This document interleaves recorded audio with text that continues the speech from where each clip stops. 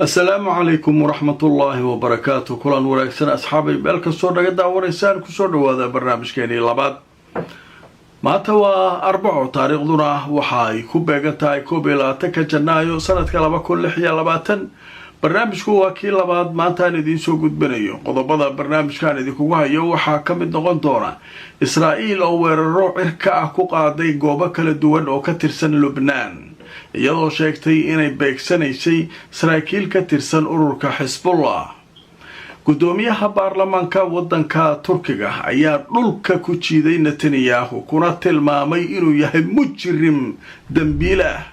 haddaba sheekadaasu iyo wararkii ugu dambeeyay iyana waan idiin soo gudbin doonaa. ciidamada Mareykanka ee Suuriya ayaa bilaabay in maxaabiistii ay hayeen ee Daesh ay u wareejiyeen dhanka iyo dalka Ciraaq kadib markii Suuriya dagaalo ay halkaa ka dhaceen. qodobadaas ayaynu barnaamijkeena ku faahfaahin doonaa. waxaa sidoo kale qaybaha dambe aan idinkugu hayaa ilaa 8 dowladood oo isugu jira kuwo Caraba iyo kuwo Islaama ayaa waxaa la sheegay in ay markaa ku biireen golaha uu sameeyey Trump ee yiraahdo golaha nabadda.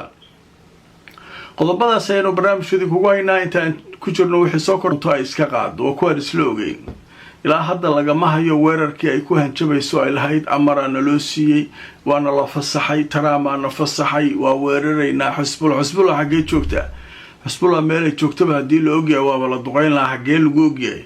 dhulka hoostiisa ay ku jiraan, kanay ku jiraan. marka sheekadaasaa socota. haddaba wararkii ugu dambeeyey telefishinka Al Jazeera wuxuu leeyahay Israa'iil waxay qaaday weeraro isxigxigay oo ay ku qaaday Lebanon, waxaana ay sheegeen inay khaarijiyeen oo ay dileen mas-uul ka tirsan kooxda Hezbollah ee reer Lebanon. ciidanka Israa'iil ayaa weerar ka qaaday maanta Arbaca. haddaba wariyaha telefishinka Al Jazeera ee dalka Lebanon wuxuu sheegay ciidamada cirka Israa'iil inay weerarada ku qaadeen deegaanada la yiraahdo Al-Kafur iyo Jarjuuc iyo Qanaarin oo dhammaantood ku yaala dhinaca koonfurta dalkaasi Lebanon. haddaba Israa'iil waxay sheegtay weerarkaasi inay ku beegsatay saraakiil ka tirsan kooxda Hezbollah. dhanka kale waxaa la sheegay in ciidanka Israa'iil ay soo jeediyeen digniino ku saabsan dadka degan tuulooyinkaasi koonfurta Lebanon ku yaala si ay halkaa uga tagaan oo guryahooda uga baxaan sida ugu dhaqsiyaha badan, iyagoo sheegay inay halkaa ka ugaarsan doonaan dagaalyahanka ka tirsan Hezbollah. marka weerarkaas wuu iska socdaa. dhankan kale Gaza way iska duqaysaa, meesha rabto way iska aadaa. marka hawshaasu halkaasay maraysaa. qodobka kale ee barnaamijka labaad maanta aan idinkugu soo gudbinayo wuxuu yahay gudoomiyaha baarlamaanka Turkiga ayaa Al Jazeera wareysatay. waxaa la yidhi su-aashii ugu muhiimsaneed waxaa la yidhi ninkii Netanyahu ahaa wuxuu diidan yahay Turkiga inay ka mid noqdaan dowladaha golaha nabadda ee Trump uu ka dhisayo Gaza oo Turkigu u diidan yahay. haddaba marka aadadito soo waraysigaasi haddaba waxaa la sheegay Al Jazeera waxay tiri gudoomiyaha baarlamaanka Turkiga Netanyahu wuxuu ku tilmaamay mujrim dagaal ama dambiile dagaal. Ankara waxay tiri ma qiimayso miisaanna uma samayso hadallada qof dambiile ah oo war iska sheega. haddaba wuxuu ku tilmaamay gudoomiyaha baarlamaanka Turkiga ninka la yiraahdo Nacman Kurtulmuş ra'iisul wasaaraha Israa'iil inuu yahay nin dambiile ah oo markaa galay xasuuq geystay marinka Gaza. haddaba telefishinka Al Jazeera oo waraysi gaar ah la yeeshay gudoomiyaha baarlamaanka Turkiga waxa uu weerar toos ah ku qaaday ninka la yiraahdo Netanyahu, isagoo markaasi ka jawaabayay su'aal ka mid ah su'aalihii la weydiiyay oo ku saabsan in Netanyahu uu diiday Turkigu inuu ka mid noqdo golaha nabadda ee Trump uu ku baaqay kaasoo ka shaqeynaya Gaza. yaa dhageysanayo dhahay nin dambiile ah oo dad xasuuqay warkiisa ma ku jirna anaga. markaas wuxuu dhahay dambiile waayo dhahay mujrim dhalay waay. ninkii gudoomiyaha baarlamaanka ahaa ninkaa dhagahu ka garaacay. marka taa waxayna tusinaysaa meesha ay kala taagan yihiin Turkiga iyo Israa'iil sida ay u kala fogaadeen oo ay u sii kala fogaanayaan siyaasad ahaan iyo xaaladaha hadda soo darsay. qodobka kale ee barnaamijka labaad maanta aanu kusoo gudbinayno wuxuu noqonayaa ciidamada Mareykanka ayaa waxay hayeen maxaabiis tiro badan oo ay sheegeen inay ka tirsan yihiin kooxda argagixisada ee Daesh. Suuriya ayay meelo badan ku kala xireen. maalin dhexdaasa markii dagaalku u dhacay qoladii Kurdishka la cayriyay xabsi Kurdiyiintu ay ilaalinayeen albaabada inta balaqayna Daeshtii ka carartay meesha.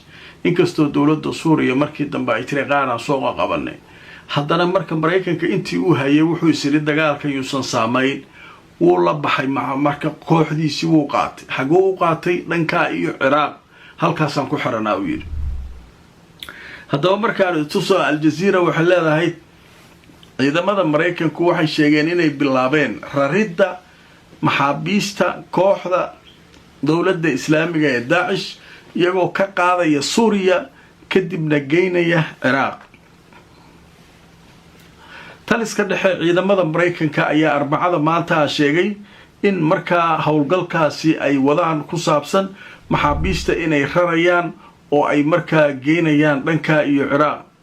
ilaa 150 dagaalyahanka Daesh ka tirsan oo maxaabiisha oo ku xiran deegaanka la yiraahdo Xaska ayaa la sheegay in loo wareejinayo goobo aamin ah oo ku yaala dalka Ciraaq.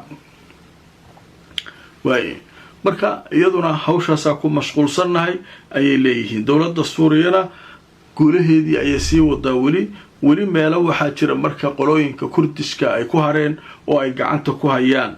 marka meelahaas ayay ku sii dhawaanayaan ciidamada dawladda Suuriya. wararkii ugu dambeeyay Suuriya sidoo kale waxay sheegaan 7 ka mid ah ciidanka Suuriya inay dhinteen kadib qaraxyo inay la kulmeen. nimanka Kurdishka meel kasta miinay ku xireen, masaajid, guri, banaan, dariiq, meel kasta miina ku xiran. marka 7 qof mar kaliya ka dhimataan leeyahay ciidanka Suuriya, inkastoo Kurdiyiintu hadda ay gacan ku gambadiyeen oo cararayaan. qadar xayeysiisa kadib waxaan galaynaa qaybaha ugu dambeeya ee barnaamijka. waxaa noo soo socdaa qodobo muhiim. kulanti wanaagsan markale asxaabay meel kastoo aad joogtaan kusoo dhawaada barnaamijkeennii labaad. waa barnaamijkii galabnimo. qodobada barnaamijka aanu idinkugu soo gudbinayno qaybihiisa ugu dambeeya waxay noqonayaan oo ugu dambeeya arrinta ku saabsan dowlado islaam iyo carab ah oo ajiibay hadalkii ka yimid Donald Trump. haddaba marka aan idin tuso Al Jazeera waxay leedahay 8 dowladood oo isugu jira carab iyo kuwa islaam ah ayaa aqbalay inay xubin ka noqdaan golaha nabadda ee marka uu sameynayo Gaza loo sameynayo ee uu ku baaqay Donald Trump.